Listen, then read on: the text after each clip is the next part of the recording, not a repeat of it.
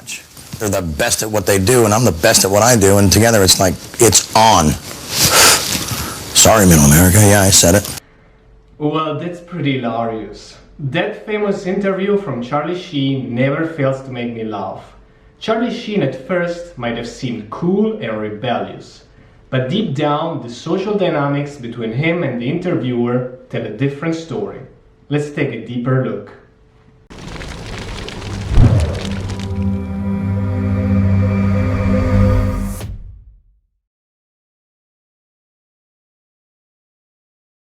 First of all, she wins all the frame battles between the two. Let's look. It's no secret that you have an affinity for porn stars. Well, I mean, wow, listen to that statement. Why? Well, look at what they do. Look at what I do. Duh. You know, you say duh, but I don't get it. What is it? It's exciting, it's fun, and you already know what you're getting before you meet them. When was the last time you used? I use a blender, I use a vacuum cleaner, I use, household items. When was the last time I ingested or took drugs? Yes, when was the last time you took drugs? Such an AA, stupid expression or term. I don't remember. Tell me about the last time you took drugs. The last time I took drugs, I probably took more than anybody could survive. You know. What are we talking about? How much? Sure. And what makes you a good dad? Everything. Next question. I mean, is there anything in particular that... It's nobody's business, man. It's between me and my kids, you know? I just think it just shows, like, a very important side of you, that you're a father, you know, these beautiful children. No, of course I am, but it's like, geez, can I have one little part of my life that's not, like, TMZ'd up the butt, you know? Mm-hmm. I deserve that, right? Let's get into some of that other stuff. One message you put out there definitely didn't sit well with people, that using crack or cocaine socially is okay as long as you can handle it. It's so Was that a joke, or were you being serious? Think? You're a smart lady. You tell me. Yeah, it was a joke. Yeah. You will notice here that he tries to make fun of things and to evade answering. But she's strong and stern and keeps pushing. And in the end, he always gives in and she always gets what she wants. He's a little bit like a rebellious school kid there, but she's the teacher. Now, if we could learn one thing from this part, is this. When somebody puts you with your back against the wall, do not backtrack and do not give in, or at least not too quickly. For example, he says, "What do you think?" And she says, "You tell me." When that happens, do not obey right away like a little puppet like Kid did, but send the ball back to her court. For example, he could have said, "Well, I know the answer and I thought it was pretty obvious. But I'm really curious about what you thought. What did you think? Was it a joke or was I serious?" Then after she replies, you don't need to make a fight out of it. Go back to a normal, friendly conversation. Explain your point of view, explain why it was a joke, and then move on. So let's move on to the next video. Here is the general rule. The more someone can push himself into your private life with impunity, the more it shows power over you. And you will notice the interviewer, she allows herself to make very intimate questions and very racy statements. Let's see. Well, I hope you're not broke. No, I'm not. No. But I was kind of counting on some of that money to get me through the summer, you know? Some are saying that you're bipolar. Wow. And Your anger and your hate, I think, is coming off as erratic to people. passion. My passion. It's all Okay, passion. your passion Yes. is coming off as erratic. Now, here is an interesting thing about people crossing your boundaries. If you do not stop them the very first time, they will keep doing it again and again, because usually they take it as a sign of weakness.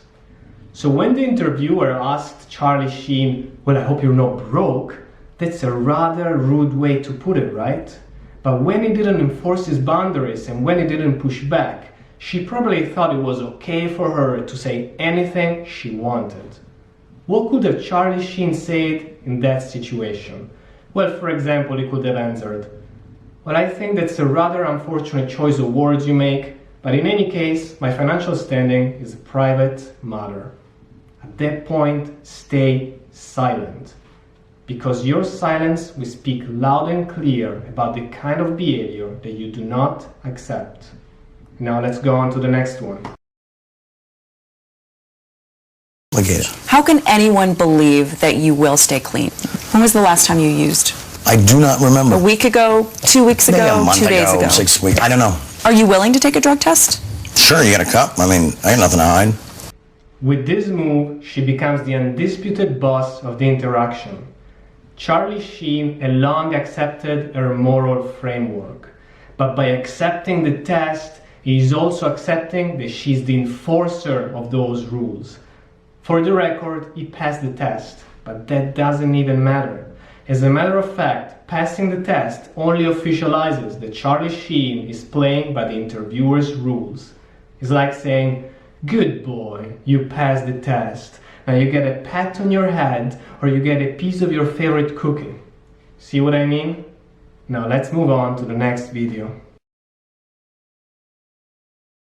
This is for me the crux of the whole interaction. Charlie Sheen overall is a socially smart dude and sometimes he even took good charge. However, the trend is clear and well defined. The interviewer is attacking and winning, and Charlie Sheen is defending and losing. This happened for one key reason. Charlie Sheen gave her the moral high ground. She took the moral high ground and took full advantage of that. She snatched the moral authority stick and went on a rampage with it. Notice the judgmental way she poses her question and take a good look at the micro expression of disgust in her face. Let's see. Sure. When you look back at the last time you used drugs, are you disgusted with yourself, or do you think, how could I have done that? I'm proud of what I've created. It was radical. You're proud of that party moment? Of course. Why wouldn't I be? Drugs? No, Why would you be? I don't know. Oh, now it's a polygamy story. It's polygamy story. I mean, come on. And now we finally get to the main question of this video. How do you deal with moral authority attacks? Well, in a civil society, the first and most important step is that you do not accept their moral superiority.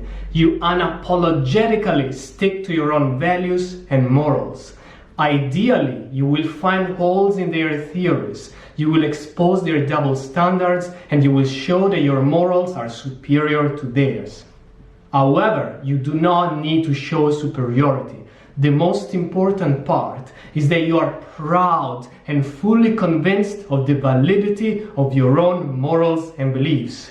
When you can do that from the bottom of your heart because you fully believe in it yourself, guaranteed you will come out on top of that 99 times out of 100. A guy who does this really well is Russell Brand. Let's see an example now.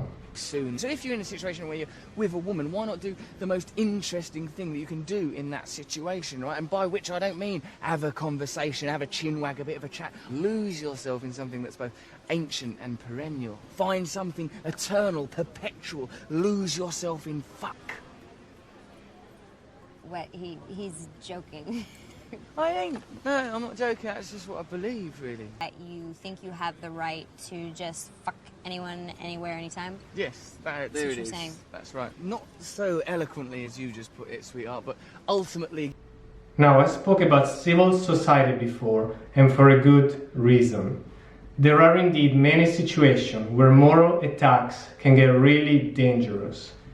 Many atrocities in the world started on the ground of moral attacks.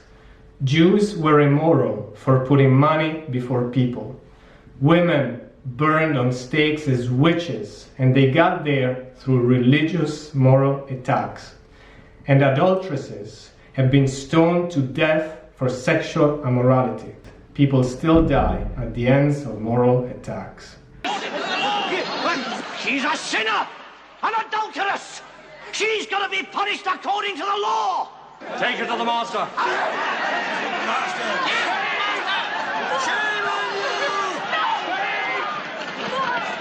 So how do you handle the dangerous kind of moral attack which can snowball into a lynching mob?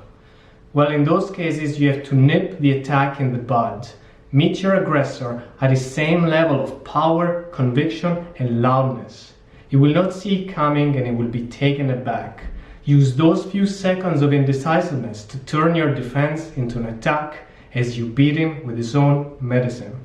For example, in the case of the adulteress case, you will say, "No, How dare you call me like that? Don't you even dare say the name in my presence. I venerate my husband and I pray 3 hours a day. But you are the real sinner here. I know you beat your wife and you drink, you bastard. Shame on you. Do it with enough conviction and with enough power, and chances are that the tide will turn in your favor and it will save your life.